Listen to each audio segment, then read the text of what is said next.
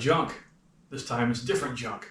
So what we have here is a Model A Doodlebug. Now if you're not familiar with what a Doodlebug is, it's pretty much just an old car that's cut down into a homemade tractor. Now these were really popular back in like the 30s and 40s because you could buy an old, fairly worn out car, especially Model A's, for like 10 bucks. And with a little bit of work, you could cut it down into something that you can use around the farm or just around the yard. Now these could be made out of any make of car, but since there was so many Model A's around, most of them ended up being Model A's. So before we dig into this thing, I'm going to do a quick walk around, take a look at it. It's pretty roached. I mean, there's a fair amount of rust and just a whole lot of really worn out stuff on here. But this one was kind of an interesting build. These are made all different ways from different parts. Sometimes they use stock parts, sometimes they took parts off of other cars.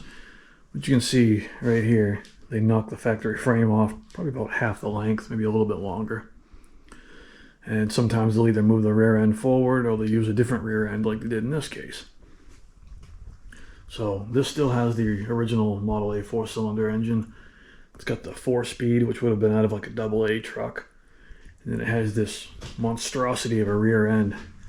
This came out of an really early white truck because it has mechanical brakes. What's really cool about this is it actually has like dual mechanical brakes. So it's got an outer shoe. The drum is in the middle here, and then it's got an inner shoe. So when you apply the brakes, it's got the two levers, and this cam thing actually applies the outer band and the inner shoe to the drum to slow it down. It's pretty neat. You can see the size of this differential. I'm sure that was like a 2.5 ton truck or whatever they had back then. It was pretty big. All these are just kind of boogered together, and this one's no different. There's really not much holding the rear end in this thing. The more I look at it, obviously there's a piece of channel, or is it I-beam? Piece of I-beam right there. The only thing that's actually holding the rear end into the frame is 2 halves of a U-bolt. You can see right there. Maybe the other side we can see a little bit better. Yeah, you can kind of see down in there. It's like the end of a U-bolt. There's not even a middle section of it, and there's only one. And you've got these trailing arm type things going up to the frame here to secure it up there. It's barely in there. I know when I was rocking it back and forth, the whole rear end was doing this. So a quick backstory on this thing. The gentleman I bought it from, his father bought it, I don't know, 50 years ago probably, from a neighbor. Just kind of putted around the yard with it and parked it up back in the woods. So it's been sitting for, I believe, 30 to 40 years. Now, luckily the gentleman I bought it from had a tractor, so he was able to pull it down out of the woods into the driveway. Originally, all 4 wheels were locked up on it. The front ones did break free while he was dragging it. The back ones did not. So he ended up loading it on the trailer with a tractor, which was super helpful. So when I got it home, I had to mess around with trying to get the rear wheels freed up so I could get it off the trailer. Now, what I ended up finding out was that the transmission was actually stuck in first gear. The shifter was messed up on it, and we couldn't get it to actually move. And I fought with that for a little while, and we'll look into that in a minute. But finally managed to get that in neutral. Got that wheel freed up. This one was still stuck. So I ended up having a fight with the brakes on that for quite a while, but finally it sort of rolls enough. At least I got it off the trailer, as you saw, and got it in here. So what is the plan for this thing? Well, first off, I just want to see if we can get it running. The engine is not frozen, which is pretty incredible. This sat out with a big rubber tarp over the engine, and then this hood, which I think is off a Chevy actually. But the engine was covered up while it's outside. The exhaust was not covered and the intake was not covered, so I don't know if any critters got up in there and made some nestage. But anyway, the motor does sort of spin over. So that's a good start. Beyond that, I don't know what I'm going to do with it, but just want to see if I can get it running. That's going to be the big thing, and then we'll go from there on it.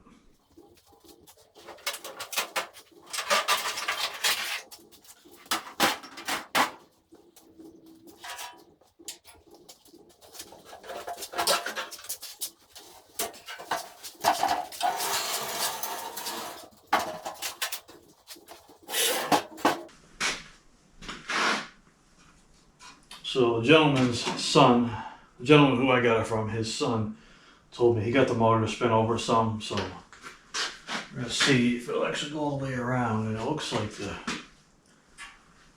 Yeah, the little bracket on the top of the spring clamp there that holds the crank is actually broken, so it could be a little difficult to get this thing on there. Let's see.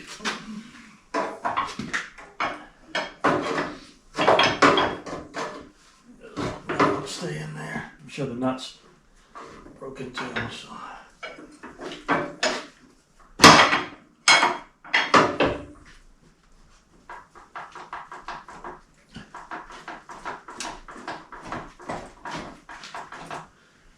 It's going, but it's not very happy about it. I think we'll pull the plugs out of this thing, throw some oil in there before we go too far.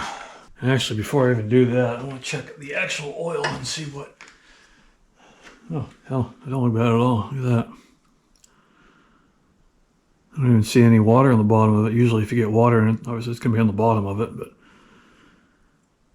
usually your oil level will be really high if there's water in it because it displaces the oil, but that doesn't look too bad at all. So. All right, well, that's a good start.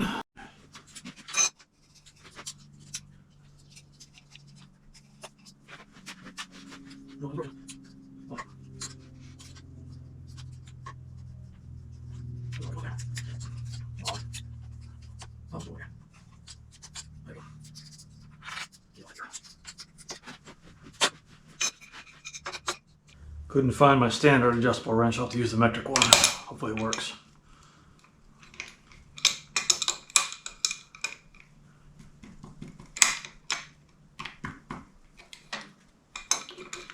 Got like 4 different spark plugs in it.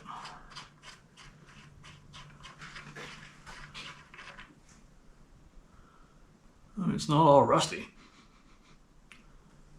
Not bad at all, really.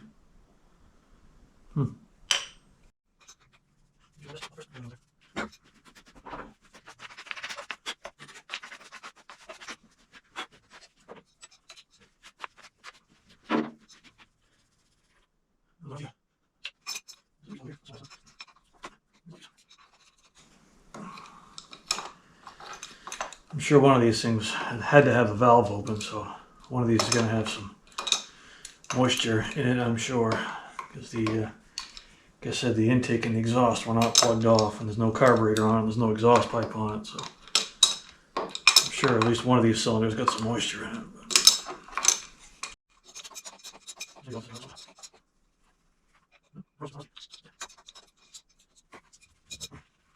Damn, none of them are rusty. Oh, I'm quite impressed.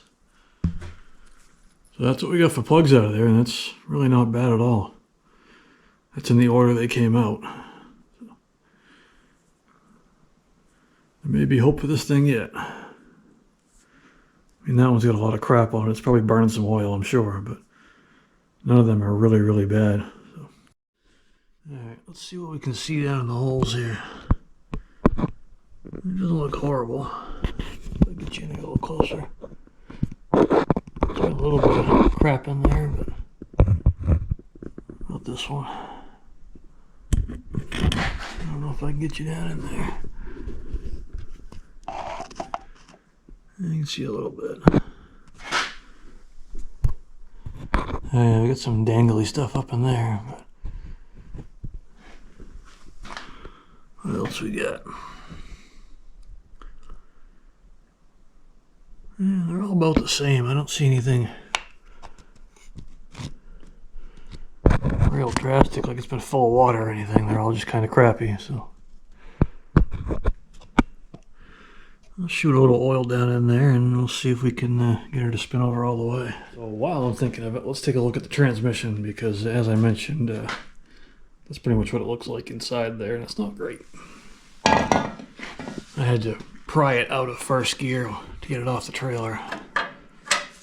So I'm hoping that I had to pry this. This was all the way in the back, which puts it in first gear. I had to pry that forward. There's some liquid in there, and I'm almost thinking it's probably water. I don't know. Can't really reach down in there, but these don't look horrible, amazingly.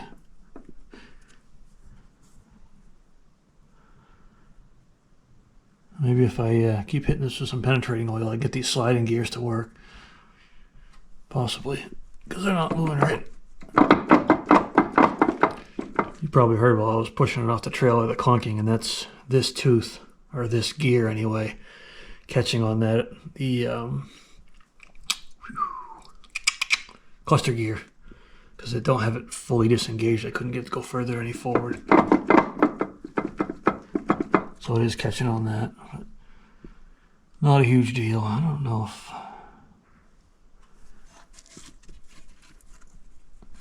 Yeah, it may be a good idea to drain that. Oh, let me see if I can get my finger in there. I can't get down there far enough. I think that's water. Should probably drain that. Let me do that right now while I'm thinking of it.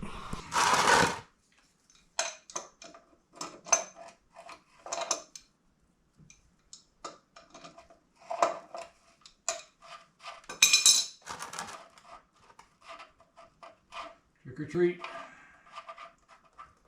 Nope, nope, that looks like water. That's definitely water. Yeah, that's good stuff. Alright. Plan is throw some K1 in the transmission. Hopefully help out some of the rust. And then we'll throw some mystery oil down the motor.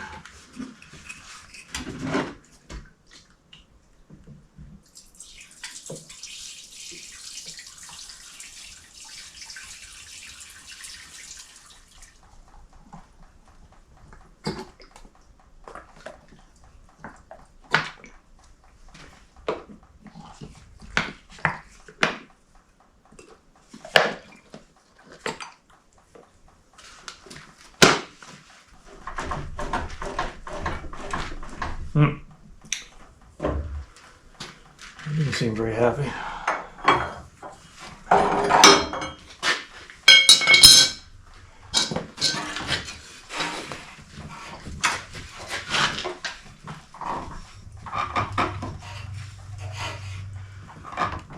Seems to go backwards, all right.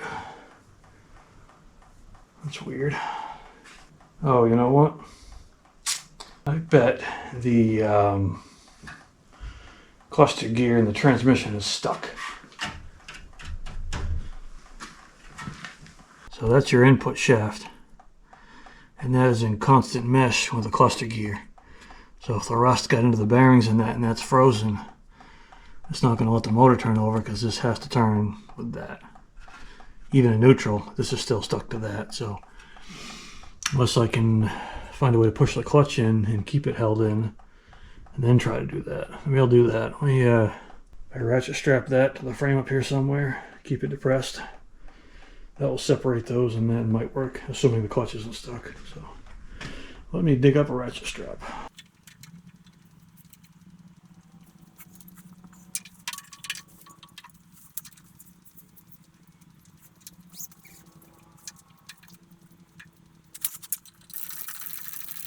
Some high-tech shit right there, bub.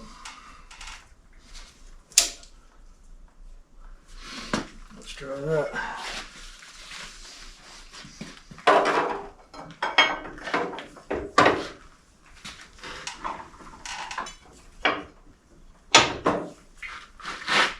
Oh, that was not it.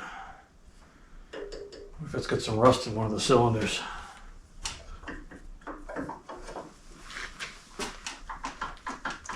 She's not happy. Huh. Well, this is going to be a giant pain, so I think what I'm going to do is get this off of here.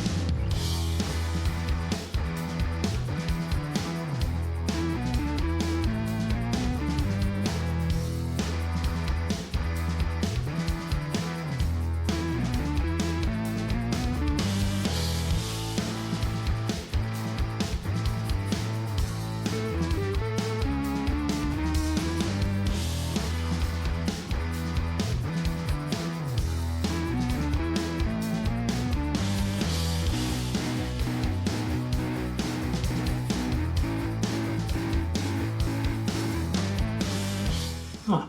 I think that's aluminum. I don't think I've ever seen an aluminum water neck on one of these. That's interesting. I think half of it's in here still. Let's get rid of this.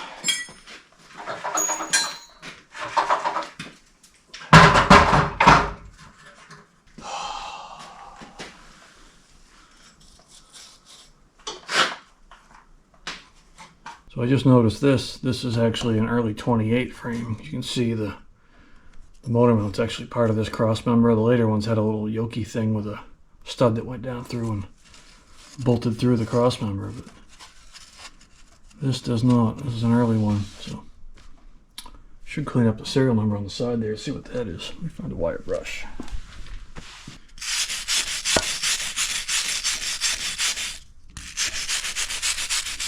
I don't know how well you can see that, but I get in here with a magnifying glass.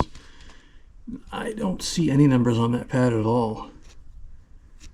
It doesn't look stamped to me at all. So I wonder if this was a replacement block or a replacement engine. I mean, there's some pitting in there, so it's a little bit hard to tell, but I definitely don't see any numbers. It's pretty interesting. Some of the replacement blocks were a diamond block, and they'd have a diamond right in this area here. This one's all covered in stuff, so I can't tell if it is or not. But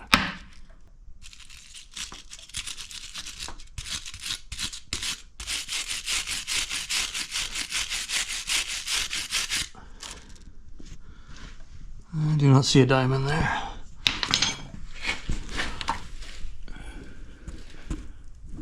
It would be like right there.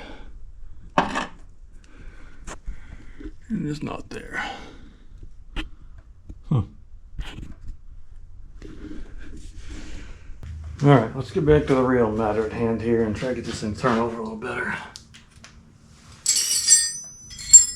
I'd like to put a socket on that, but I don't think I can get the socket in there with this in the way.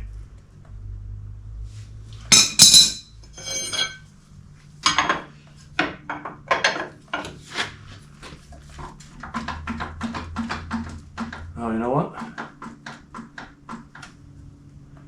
I'm watching the starter twitch while I'm doing this. I bet you the starter's stuck engaged, and that's why that won't spin over. Let's rip that starter off.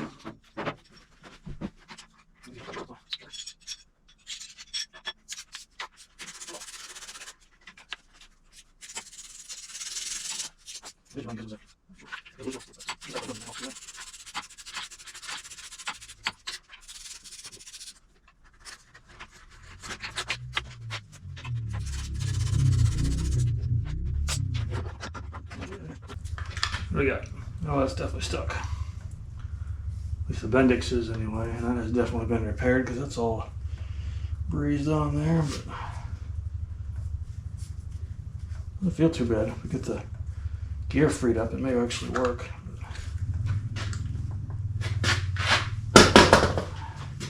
Cross your fingers. Oh, man.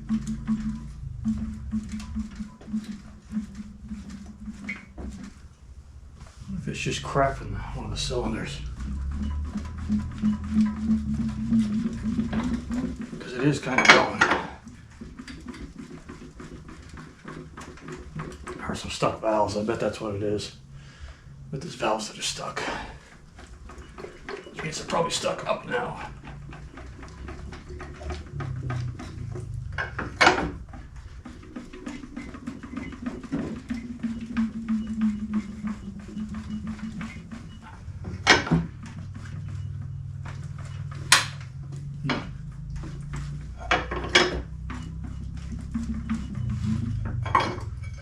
Whatever it is, it's getting easier.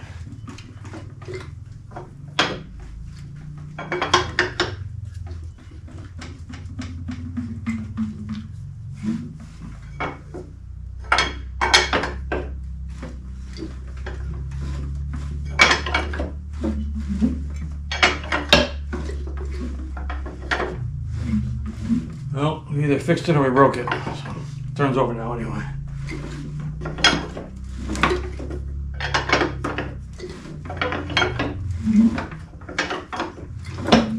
The real question is, we have stuck valves.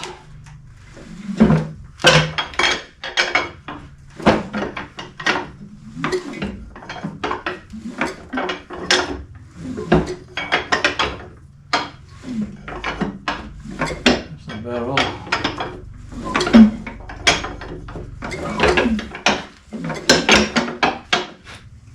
This thing's screwed up, so it's not going to want to stay there.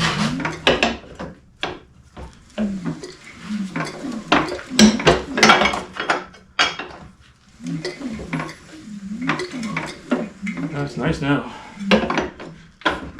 The old Marvel working in there, freeing up some valves, some rings hopefully.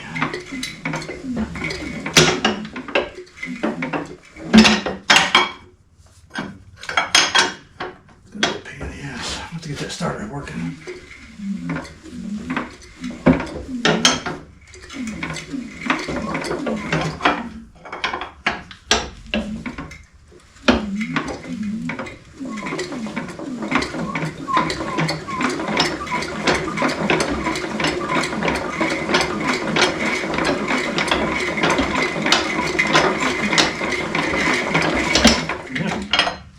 Not too bad. So the cluster gear freed up. It's actually spinning now. The gear still won't slide, so I can't shift it. But we can work on that. Keep putting the penetrating oil to it and try to work them on the shaft here. There's still some surface rust on there. We gotta get off there, but hopefully we can get that to go so we can put it in gear and neutral and all that stuff. But at least now it's in neutral. It seems to spin fine.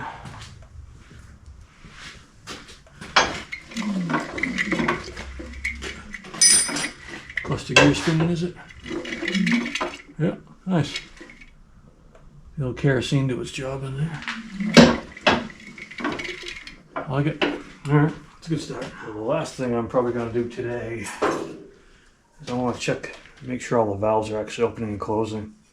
So I'm just going to shine a light down each hole, look at each valve, spin it over, watch them come up and down, move on to the next one, and just take a note of how many, if any, are stuck. And then we'll have a better idea what we're working with when we know what it has for compression. So that's what I'm going to do now.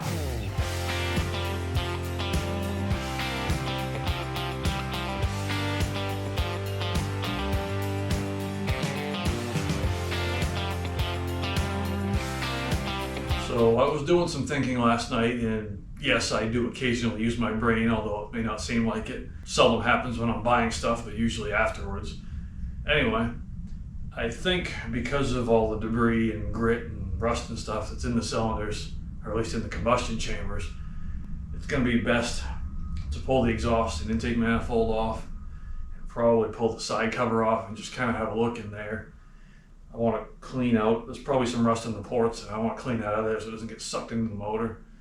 And I think at the same time I'm going to try to kind of flush those out. My plan, I don't know if it's going to work or not, but we're going to find out. I think if I put each cylinder at top dead center on the exhaust stroke, so the exhaust valve will be still partially open, I'll plug off the exhaust port, throw some kerosene down in there, and just kind of swish it around, hopefully get a lot of that rusted debris out of there. And then it'll kind of run out the exhaust port, and I'll do that to each cylinder, just try to get a lot of that crap out of there. That's assuming everything looks halfway decent when I get those off. So first off, let's get the manifolds and the side cover off and just see what we're working with.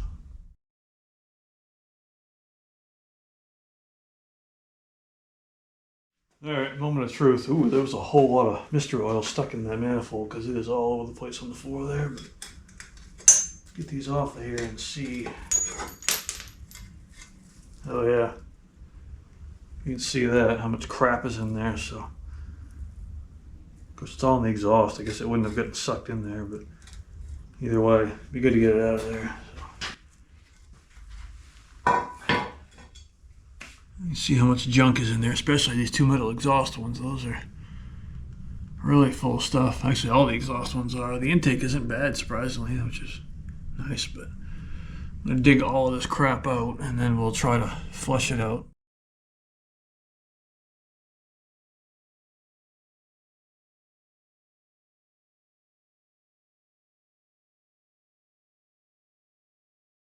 Ideally, just pull the head off. It'd be a whole lot easier, and I really don't want to disturb that. You start breaking head bolts, and who knows what else is going to come from that, and then this thing will definitely never run. I don't want to open that can of worms if I don't have to. So let's try doing this way first. So what I'm going to do is take a rag, fold it, and roll it up. Try to make something, I'll fold it again, somewhat consistent and somewhere around the size of that port. That's too big. Oh, that should work. Take that and we'll stuff in a couple of plastic bags to seal it. Probably not going to work, but in theory it'll work.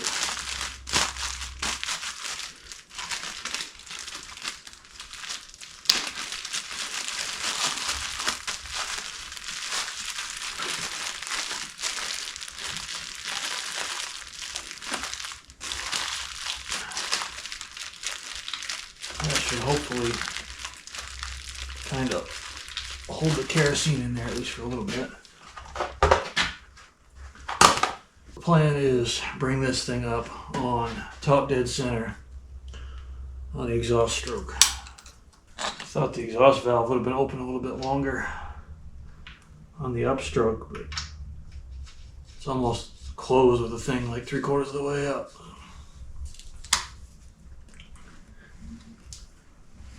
Alright, bring that down.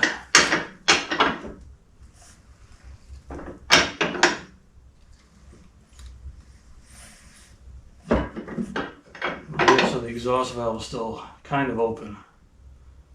So all that stuff will flush out of there. That's pretty good. Alright.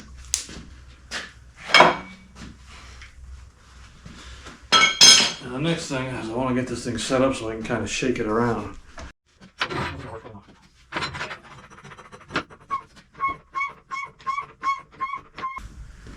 Alright, kerosene funnel. Let's make a giant mess.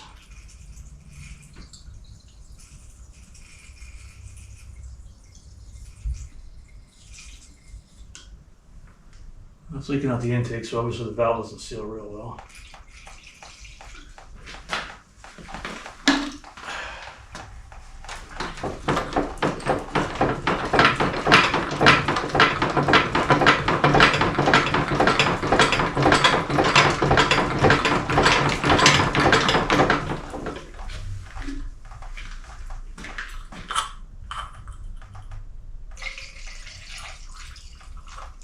Oop, that was too much. Much too much.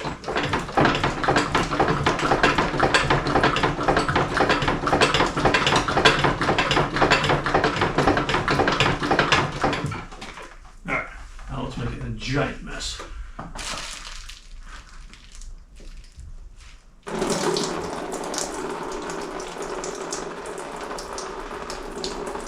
That's exactly what's happening.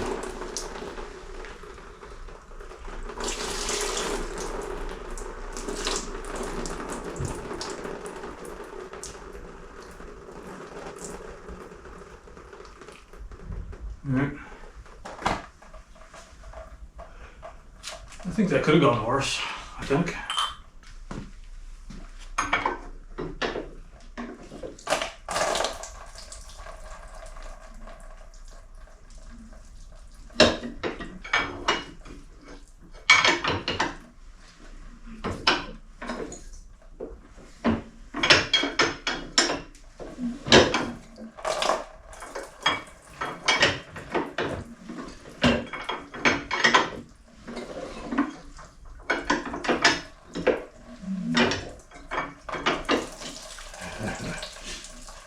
Quite a bit in there.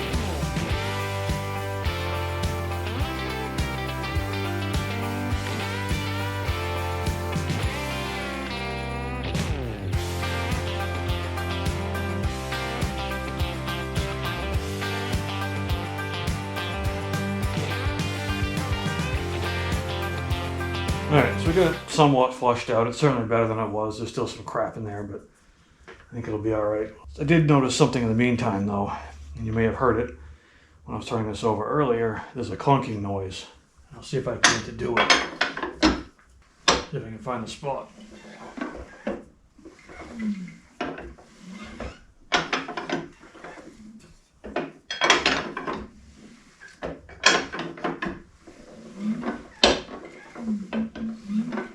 Right there.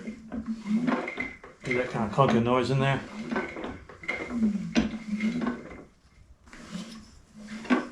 Right there. Hear that?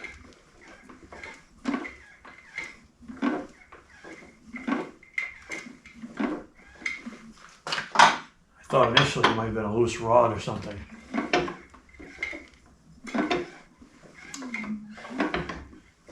But quick way to tell, obviously these are known for breaking cam gears. Take your timing pin out, stick it in the hole and push on it when you're doing that. And the sound will go away if the cam gear is broken. So if you pull that back out,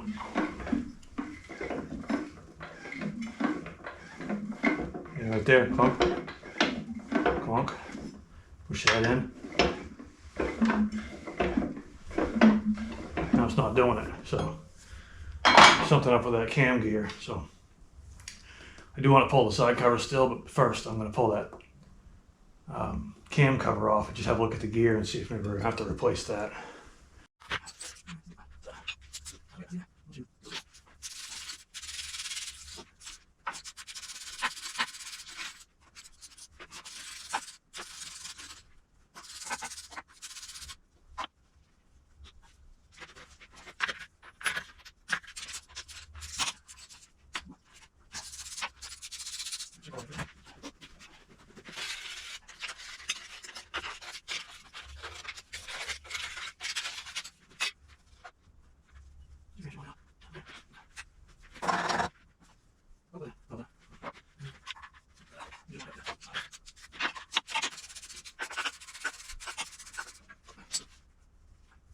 Alright, so I think I found out what that noise is.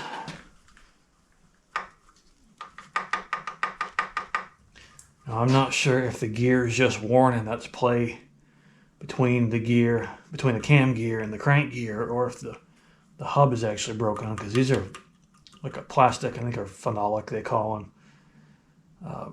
And there's a metal hub and they're kind of just like formed under that metal hub, and a lot of times they break where they bond there and then they'll move around, and that could be what that is, or again it could just be worn and slack between the two gears, but I'm fairly certain that's what that noise is. Yeah, I'm gonna bet that's probably broken on the hub. So we have to pull the whole front cover and stuff to change that, so I'm not doing that right now, but if we do get this running, that's something we'll have to address, because eventually it'll get worse, make a bunch of noise. So put the cover back on for now, and we'll pull this cover, have a look in there, and we should be getting closer to trying to fire this thing.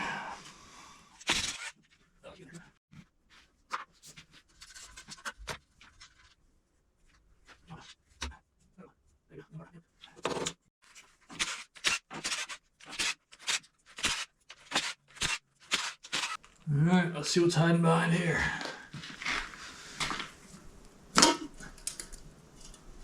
Actually don't look bad. Don't see anything super scary in here. It's definitely pumping oil, because obviously there's a ton of oil in there.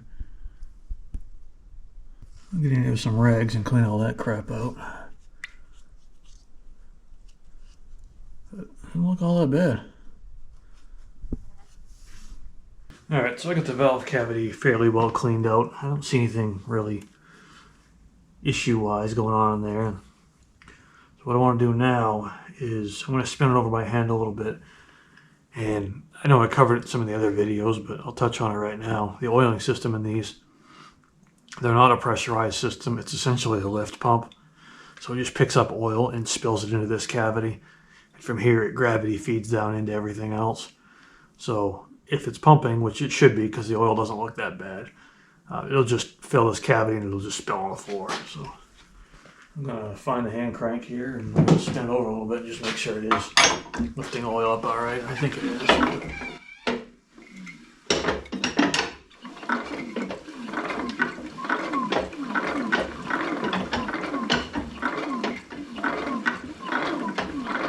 Yeah, you can see, I don't know if you can see it spilling into here. Light on it better. Comes out of that tube there.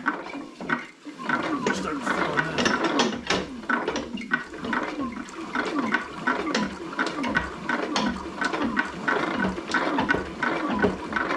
Yep. Actually, it doesn't look horribly bad.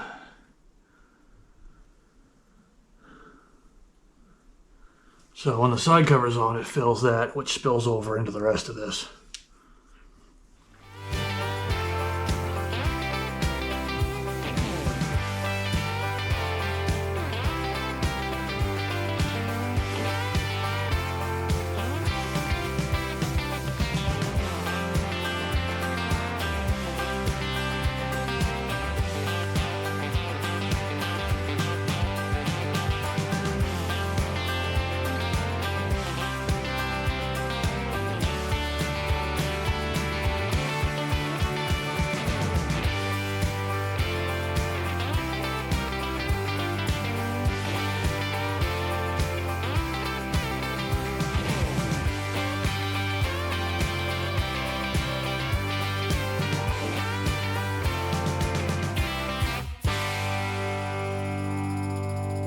So I'm going to wrap up this video right here. I didn't get as much done on this thing as I wanted to this week. Plus the video is getting pretty long, and if I crammed it all into one, it would end up being like an hour and a half long.